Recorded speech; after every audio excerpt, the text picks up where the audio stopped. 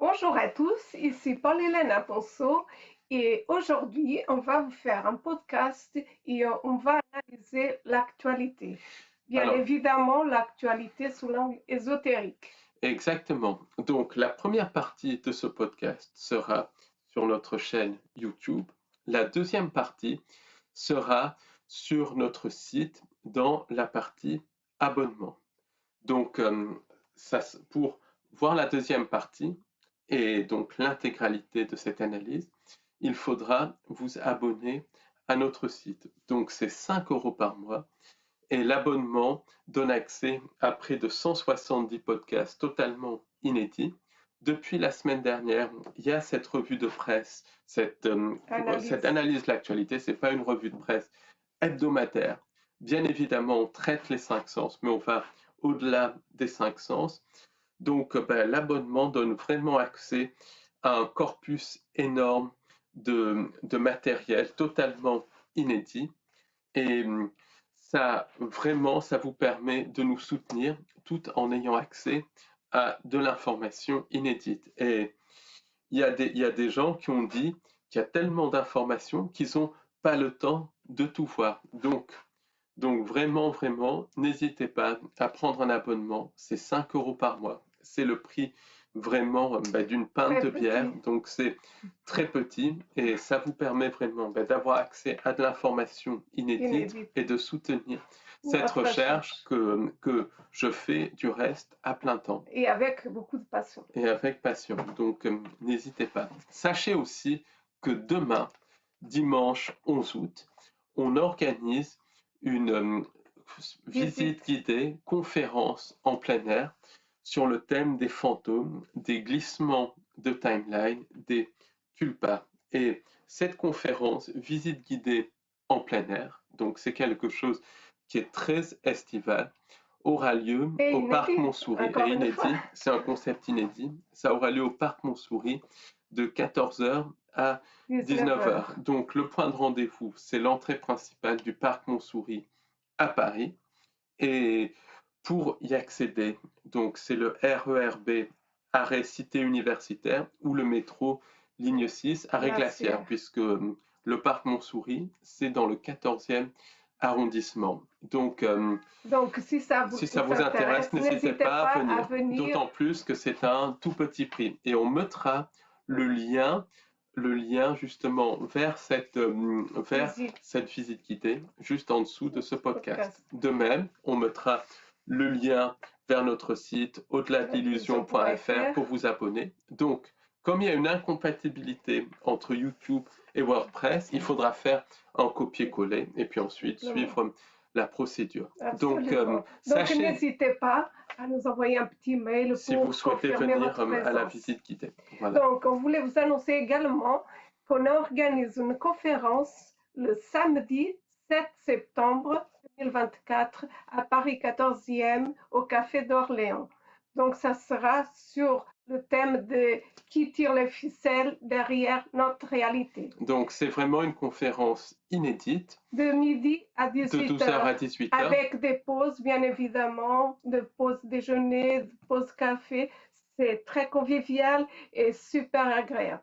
Donc, Et n'hésitez pas à très venir et intéressant. c'est inédit parce que toutes les Oui, conférences que je donne sont inédites. Il n'y a pas de conférences qui sont répétez répétées. Donc, de toute façon, je mettrai le lien pour vous inscrire à la conférence du samedi 7 septembre juste en dessous ce de ce podcast. podcast. Sachez également que j'organise le samedi 24 août de 18h à 22h un webinaire en direct sur la notion du jeu dimensionnel. Et dans ce webinaire, je vais parler de la manière dont les entités jouent avec nous. Donc quand on parle de jeu, les gens vont penser que c'est un jeu magnifique et tout ça. C'est pas du tout magnifique. C'est un jeu vampirique. C'est destiné à prendre notre énergie physique et psychique. Donc dans ce webinaire totalement inédit, je parlerai de la notion de karma, comment ça a été tronqué et comment ça fait partie du jeu des entités non humaines. Je parlerai de la notion de chemin de vie et la notion de jeu de dés interdimensionnel. Et je Et tout montrerai cela, comment, bien de jouer, évidemment, de comment jouer. c'est un jeu 2D. Et je parlerai de cette notion de jeu dans les contacts et les abductions. Et comme tu as Et dit, comment avec des déjouer pistes ce jeu pour se sortir, pour parce qu'il y vibrer a au-delà de vraiment ce des jeu. sorties. Bien Il y a évidemment, des sorties, il y a de il y a des l'espoir. pistes pour sortir de ça, Absolument, et ça consiste à élever nos vibrations pour créer une absolument. réalité qui est incompatible avec les entités sans Et âme. c'est pour cela qu'on fait ce travail. Exactement, ça consiste justement à se créer son propre bonheur dans la vie quotidienne. Donc c'est vraiment des pistes simples qui sont basées sur nos capacités créatrices, mais qui nous permettent d'élever nos Élevé. vibrations et de créer une réalité qui vibre au-delà des Des entités. entités non humaines et qui vibre au-delà de tout ce jeu pervers mené par les entités non humaines. Donc, Absolument. Donc, n'hésitez pas à vous inscrire à nos conférences. En plus, c'est un tout petit prix. Elles sont très intéressantes, elles sont inédites et un tout petit prix. Vraiment, n'hésitez pas à nous envoyer un mail. Donc, voilà. ça, c'est très important. Pour commencer, Paul, l'actualité, de quoi tu vas parler? Quels sont les Alors, sujets le en premier ce moment? sujet dont je vais parler, c'est justement une sonde qui aurait découvert des traces de vie sur Mars. Donc, ça a été annoncé tout à fait officiellement. Et il y aurait des traces de vie microbienne qui auraient été découvertes sur Mars. Donc, vous savez ce que je pense du programme spatial officiel. C'est une immense pièce de théâtre. Bien évidemment, il y a de la vie Ailleurs? non humaine, il y a de la vie ailleurs, de la vie extradimensionnelle. Pour diverses raisons, je raisonne en termes extradimensionnels plutôt qu'en termes extraterrestres à cause de la nature matricielle de cette réalité. Et cette vie extradimensionnelle, c'est une vie synthétique, c'est ce qu'on appelle les djinns, les démons, les archontes et les entités comme les gris, les reptiliens. Et c'est cette vie extradimensionnelle qui tire les ficelles derrière cette réalité. Donc, pourquoi cette annonce de la présence de vie sur Mars, en tout cas de cette possible présence de vie sur Mars? Alors ça, c'est à un niveau une pièce de théâtre pour aiguiller l'attention des gens vers la pièce de théâtre du programme spatial officiel et tout ça, tout en, tout en empêchant les gens de voir que les entités sont là parmi Autour de nous, nous. qu'elles tirent les ficelles derrière cette réalité, qu'elles infiltrent la société humaine. Donc, à ce niveau, il y a ça. C'est un jeu d'illusionniste qu'on voit du reste un petit peu partout. À un autre niveau, c'est pas anodin qu'il y ait cette annonce. Pourquoi?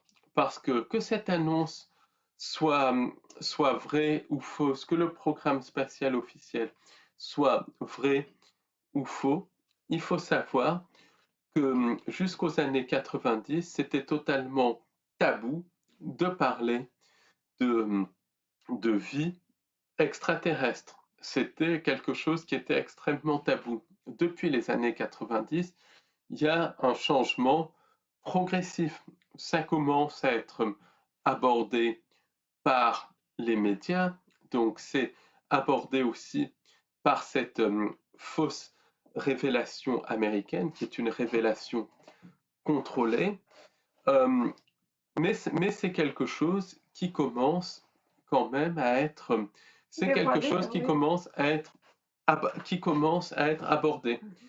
Toute cette révélation, par exemple, faite par le Congrès, ça n'aboutit à rien, bien évidemment, et c'est voulu, mais ça installe dans l'esprit des gens cette notion de présence non humaine. Ça installe les gens. Quand on regarde cette révélation du Congrès, et je ne vais pas rentrer dans les détails sur la chaîne YouTube, mais quand on regarde cette révélation du Congrès, on se rend compte que derrière ça, c'est la famille Mellon qui tire les ficelles, et on sait très bien à quoi est connectée la famille Mellon.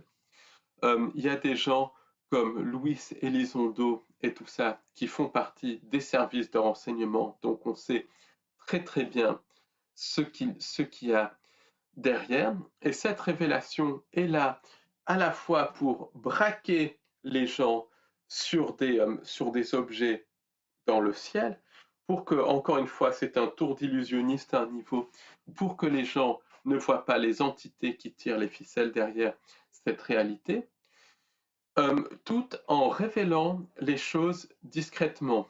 Et ce n'est pas une révélation pour le service de l'humanité, c'est une révélation au profit des tireurs de ficelles derrière cette réalité. Tu penses que c'est l'opposition contrôlée? C'est une révélation au profit des entités sans un, bien évidemment que c'est de l'opposition contrôlée. Quand on regarde le background de ceux qui font cette révélation officielle, on voit qu'il y a la famille Mellon, et la famille Mellon, c'est une famille qui est liée donc au Rockefeller, donc j'arrête ici.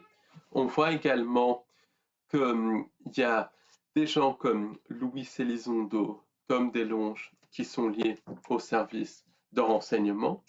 On voit également qu'il y a des congressmen, des députés américains, donc qui font partie du cirque de la politique. Donc on voit bien que c'est quelque chose qui est voulu, c'est quelque chose qui est contrôlé, et c'est pas fait pour le bien de l'humanité. C'est fait pour déjà attirer l'attention des masses sur des objets pour que les masses ignorent les entités, et en même temps, c'est fait pour justement mettre dans l'esprit des gens la possibilité de cette présence non humaine. Pourquoi? Parce que cette présence non humaine peut être utilisée de plusieurs manières. Ça peut déjà être utilisé pour faire croire aux gens qu'il va y avoir une invasion extraterrestre imminente. Bien évidemment,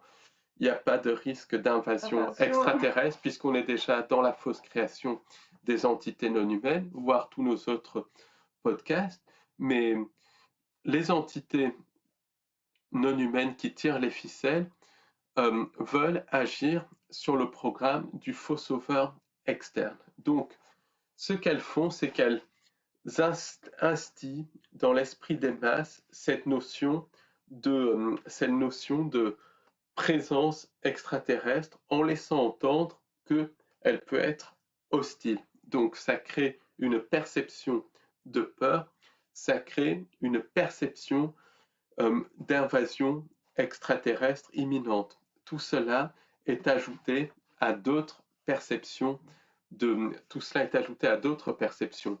peur. Donc il y a eu tout ce cirque qui dure depuis 2020, il y a eu un cirque qui a commencé en 2001 et tout ça, toutes ces perceptions de peur. Et tout cela, c'est fait pour mettre les gens sous contrôle mental parce que des gens dans la peur sont plus facilement manipulés que des gens qui n'ont qui n'ont pas peur. Et en même temps, c'est fait pour déclencher le programme du faux sauveur externe.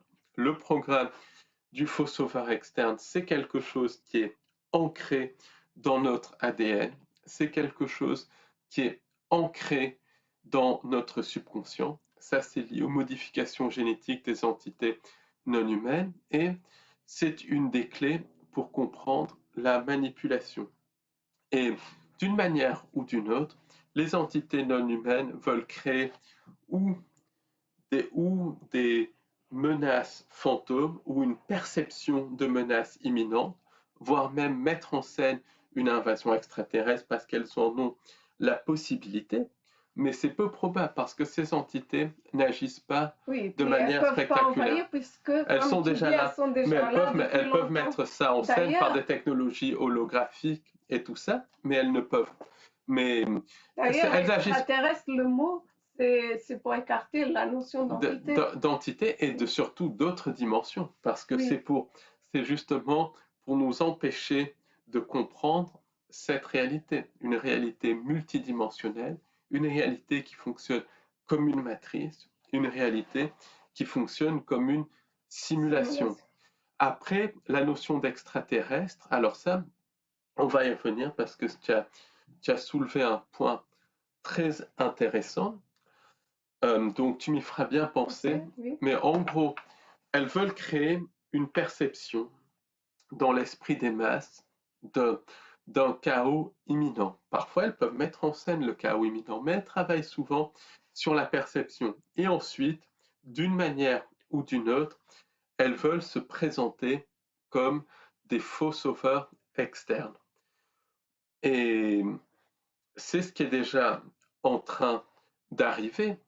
Quand on voit toute la propagande liée à la Confédération galactique, quand on regarde ce qu'il y a derrière la Confédération galactique, on se rend compte que c'est des contactés et des channels qui sont sincères, mais qui sont manipulés par des entités qui se font passer pour ce qu'elles ne sont pas. Par exemple, des entités de type démoniaque, de type archonte, de type reptilienne, de type gris, se font passer pour des soi-disant frères de l'espace. Euh, des entités aussi se font passer dans les transmissions de channeling pour des maîtres ascensionnés et tout ça. Tout ça ensuite est véhiculé par diverses sociétés secrètes, par une grande partie de l'alternative pour les gens qui sont en cours de réveil. Et donc, ça déclenche le programme du faux sauveur externe. Donc, ce que les entités cherchent à faire, c'est à se présenter comme des faux sauveurs. Donc, elles peuvent le faire ou directement, ou bien alors passer, modifier leur apparence, puisqu'elles ont les technologies pour modifier leur apparence pour paraître plus humaines avant de se montrer sous leur vraie apparence, ou bien utiliser les hybrides issus des programmes d'abduction. Et ensuite, elles veulent se montrer. Et elles veulent se présenter comme nos créateurs. D'où cette notion extraterrestre. Elles se font passer pour des créatures extraterrestres pour dire, voilà, on est des extraterrestres, on est plus évolué que vous, on vous a créé, et ça c'est pour exclure la notion de ce qu'on peut appeler la source. Donc c'est vraiment pour se faire passer pour nos dieux, en disant que c'est nos créateurs. Bien évidemment, c'est totalement faux. C'est pour ça que les entités se font passer pour des extraterrestres, parce qu'elles veulent déjà nous faire croire que cette réalité est réelle alors que c'est une simulation, que c'est une réalité qui fonctionne en tout cas comme une simulation et que c'est une réalité multidimensionnelle. Et elles veulent couper cette notion qu'on a été créée par ce qu'on peut appeler la source, qu'on a ce qu'on appelle une connexion divine qui nous relie à la source. Et elles veulent inverser les choses en se faisant passer pour nos soi-disant créateurs, ce qui est une énorme manipulation.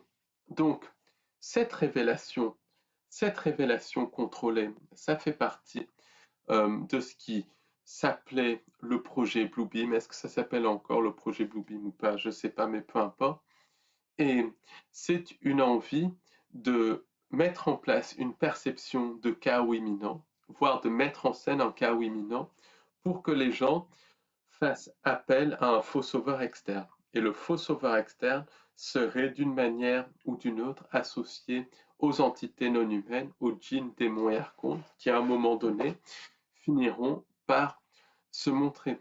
Madame X, qui a vécu une expérience de voyage dans une timeline, expliquait que dans la timeline alternative où elle se trouvait, les entités non humaines étaient déjà parmi nous et elles se montraient et que ça faisait partie de la réalité. Donc il y avait eu cette espèce de point de basculement où les entités s'étaient montrées.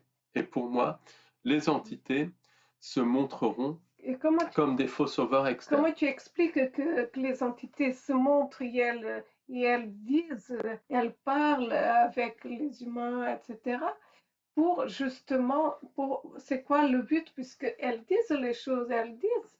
Ben, le but c'est déjà... C'est même pas, on n'en est plus à dire si elles sont là ou pas, elles sont là et elles communiquent. Et elles disent, ben, le but, elles communiquent, elles disent les choses, mais à leur manière. Elles diront jamais, bien évidemment, qu'elles manipulent cette réalité. Elles diront les choses, elles diront quelques bribes de vérité et beaucoup de désinformation pour orienter les gens dans une certaine direction et orienter les gens essentiellement dans la peur, dans la perception d'une invasion extraterrestre imminente pour que les gens fassent appel à un faux sauveur externe qui, d'une manière ou d'une autre, sera connecté aux entités non humaines et aux entités sans âme. Je ne dis pas que c'est comme ça que les choses vont être, mais cette fausse révélation, ça va en tout cas dans ce sens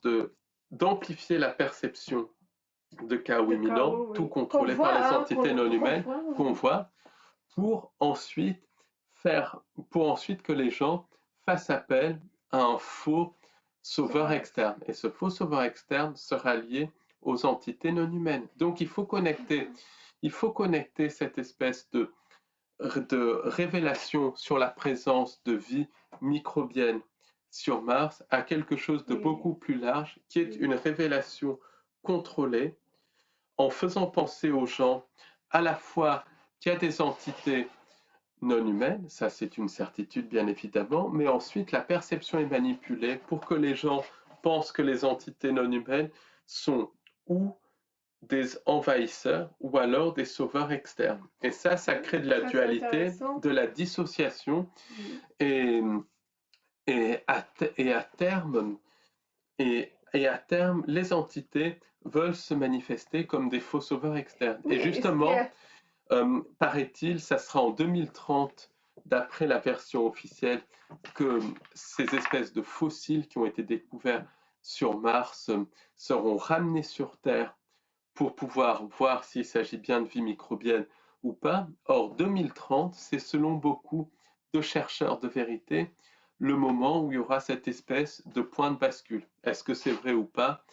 Je ne sais pas, mais ça mérite d'être dit parce que je me méfie beaucoup des dates parce que les entités ont généré le temps, elles sont au-delà du temps, donc il faut se méfier. Donc en tout cas. Donc ce qui est là, en demandant aux faux sauveurs externes, comme tu dis dans d'autres podcasts, on crée littéralement la réalité qu'elles veulent qu'on crée.